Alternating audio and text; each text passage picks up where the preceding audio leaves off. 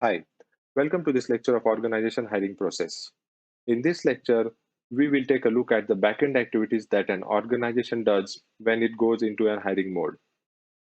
We have seen in the last lecture that a product organization has less number of positions or pretty fixed number of positions, whereas a services-based organization is pretty open to hiring a huge number of fresh graduates.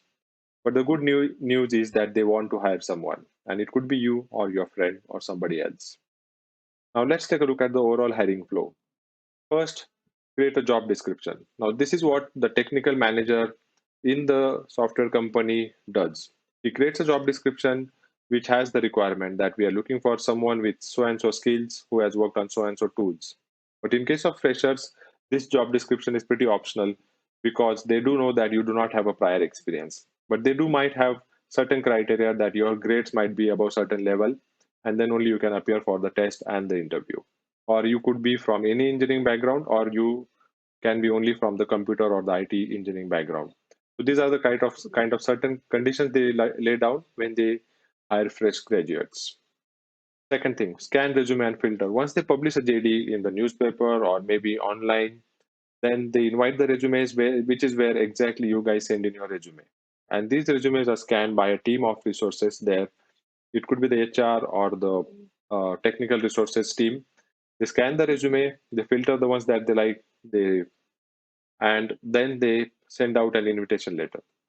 So the invitation could be to appear for an aptitude test or an online technical test, which is again a filtration round. So the first filtration round is your resume. The second filtration round could be your aptitude test or the online technical test. Because of COVID nowadays, most of the organizations are opting for an online technical test. Once you clear the test, then you are actually called for the interview rounds. Now, each interview round could be a filter round. So, for example, if you do not clear the first round, they might not call you for the second round. Now, this does not happen in each organization. Some organizations like to take 2 or 3 rounds, and then what they do is the technical panel they sit together, they discuss all the candidates, especially if it's a product organization. They discuss the candidates, and then they might want to filter and ask some of the candidates to go home, and the rest of them can continue with the interview.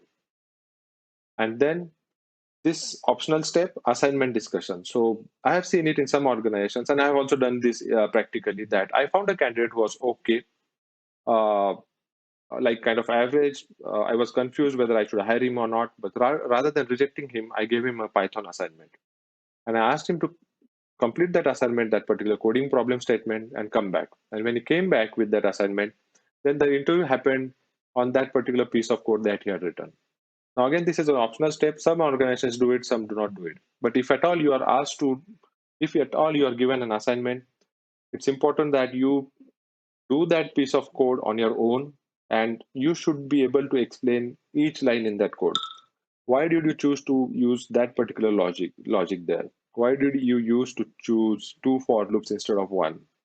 Is there any better way to optimize this piece of code?